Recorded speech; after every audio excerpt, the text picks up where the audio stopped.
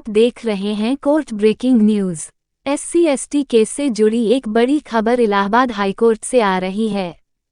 Allahabad high court ने अपने ऐतिहासिक फैसला में कहा कि SC/ST एक्ट के मुकदमे अगर समझौते के आधार पर रद्द की जाती है तो पीड़ित सूचक को मुआवजा वापस करना होगा।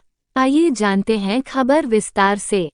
इलाहाबाद हाईकोर्ट में झब्बू दुबे उर्फ प्रदीप कुमार दुबे ने क्रिमिनल अपील 5184/2022 एवं विश्वनाथ यादव क्रिमिनल अपील 6104/2022 एवं धर्मेंद्र उर्फ बोआ बाजपाई क्रिमिनल अपील 22777/2022 एवं राकेश क्रिमिनल अपील 2189/2023 ने अपनी अपनी याचिका दायर की और सभी का एक ही कहना था कि SC/ST मामले के सूचक पीड़ित से समझौता हो गया है, इसलिए इस कार्यवाही को समाप्त कर दी जाए।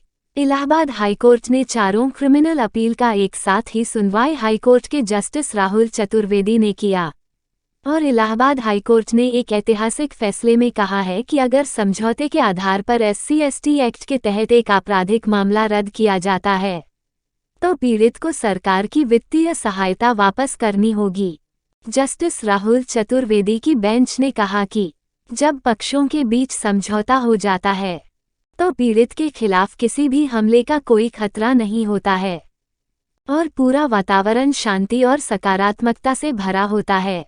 उस पैसे को पीड़ित के लिए रखने का कोई औचित्य नहीं हो सकता है और सभी निष्पक्षता से उन्हें राज्य सरकार को पैसा वापस करना चाहिए। यह भोले भाले करदाताओं की गाढ़ी कमाई है और पीड़ितों के खिलाफ किसी भी तरह के अत्याचार का इस्तेमाल राज्य सरकार के पैसे कमाने और आनंद लेने के लिए नहीं किया जा सकता है, भले ही उनके बीच समझौता हो। यह आदेश हाईकोर्ट ने 4 आपराधिक अपीलों की सुनवाई के दौरान पारित किया। पीड़ितों को सरकार से मिले पैसे को समाज कल्याण विभाग के माध्यम से 20 दिनों के भीतर कोषागार में जमा कराने का आदेश कोर्ट ने दिया है। साथ ही अधीनस्थ न्यायालय को सत्यापन पूरा होने के बाद उचित आदेश जारी करने का निर्देश दिया है। अपीलकर्ताओं ने सत्र न्यायालय में अर्जी दाखिल कर मामले की सुनवाई का अनुरोध किया था। याचिकाकर्ताओं ने दावा किया कि दोनों पक्षों में समझौता हो गया है। नतीजतन SC/ST एक्ट के तहत दायर सभी मामलों को रद्द किया जाना चाहिए। हाईकोर्ट ने कहा कि यह वित्तीय सहायता पीड़ितों को एकमात्र मकसद से दी जाती है, यह देखते हुए कि वे भयभीत या निराश महसूस न करें और धन की कमी के कारण कार्यवाही को छोड़ न दें। राज्य उनकी मदद के लिए आगे आया है और राज्य के कल्याण विभाग को उन्हें वित्तीय सहायता प्रदान करने के लिए अधिकृत और सशक्त किया गया है। यह वास्तव में एक प्रशंसनीय कार्य है, जिससे राज्य एक कल्याणकारी राज्य होने के नाते अनुसूचित जाति अनुसूचित जनजाति समुदाय से संबंधित पीड़ितों को वित्तीय सहायता प्रदान कर रहा है ताकि वे अपने मामलों को लड़ सकें, गवाहों को बुला सकें और परीक्षण के दौरान किए गए सभी खर्चों को पूरा कर सकें।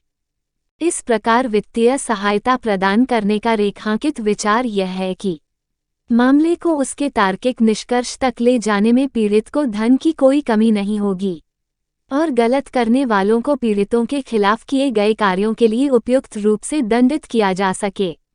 पीड़ितों को ये सभी व्यवस्थाएं राज्य सरकार द्वारा केवल इस उद्देश्य की प्राप्ति के लिए प्रदान की जाती हैं कि अनुसूचित जाति अनुसूचित जनजाति समुदाय के सदस्य मामले को लड़ने में स्वतंत्र महसूस करें और शेष वित्तीय भार राज्य द्वारा वहन किया जाएगा। कोर्ट ने कहा कि जहां पक्षकार बिना किसी धमकी या जबरदस्ती के समझौता करने और अदालत के बाहर अपने विवाद को निपटाने के लिए आए हैं, जिसके परिणामस्वरूप पूरे मुकदमे को बीच में ही रद्द कर दिया जाता है, बेशक ये लड़ने वाले दलों द्वारा उठाया गया एक स्वागत योग्य कदम है, लेकिन राज्य सरकार या उसके खजाने को किसी भी तरह का आर्थिक नुकसान नहीं होने दिया जाएगा। हम एक कल्याणकारी राज्य में रह रहे हैं, लेकिन परोपकारी राज्य में नहीं। पुनरावृत्ति की कीमत पर चूंकि पीड़ित के पक्ष में धन जारी करना परीक्षण के प्रत्येक चरण में होता है, जैसे प्राथमिकी दर्ज करना, आरोप पत्र दाखिल करना, मामले की सुपुर्दगी और अंत में मुकदमे का निष्कर्ष, जैसे कि पार्टियों के बीच किसी भी तरह के विवाद की स्थिति में इसका स्वाभाविक और तार्किक परिणाम होना चाहिए। राज्य के खजाने से पीड़ित द्वारा प्राप्त राशि की वापसी। अनुसूचित जाति अनुसूचित जनजाति नियम 1995 के नियम 11 और 12 के पीछे उद्देश्य वास्तव में प्रशंसनीय और सराहनीय है, लेकिन इसमें एक चेतावनी, एक शर्त है। यह पूर्वानुमान लेता है कि राज्य सरकार को पूरे मुकदमे का वित्तीय भार वहन करना होगा, जिससे अपराधियों और गलत काम करने वालों को मुकदमे के बाद दंडित किया जा सके। इसलिए मुकदमे के हर चरण में राज्य सरकार का कल्याण विभाग पीड़ित को धनराशि जारी करता है। वित्तीय सहायता प्रदान करने का रेखांकित विचार यह है कि मामले को उसके तार्किक निष्कर्ष तक ले जाने में पीड़ित को धन की कोई कमी नहीं होगी और गलत करने वालों को पीड़ितों के खिलाफ किए गए कार्यों के लिए उपयुक्त रूप से दंडित किया जा सकता है। पीड़ितों को ये सभी व्यवस्थाएं राज्य सरकार द्वारा केवल इस उद्देश्य की प्राप्ति के लिए प्रदान की जाती हैं कि अनुसूचित जाति अनुसूचित जनजाति समुदाय के सदस्य मामले को लड़ने में स्वतंत्र महसूस करें और शेष वित्तीय भार राज्य द्वारा वहन किया जाएगा। इस तरह अदालत ने फैसला सुनाया कि SC/ST समुदाय से संबंधित पीड़ित द्वारा प्राप्त राशि का जमा, यदि चुनाव लड़ने वाले पक्षों के बीच कोई समझौता होता है तो राज्य के खजाने में वापस राशि जमा करना अनिवार्य होगा।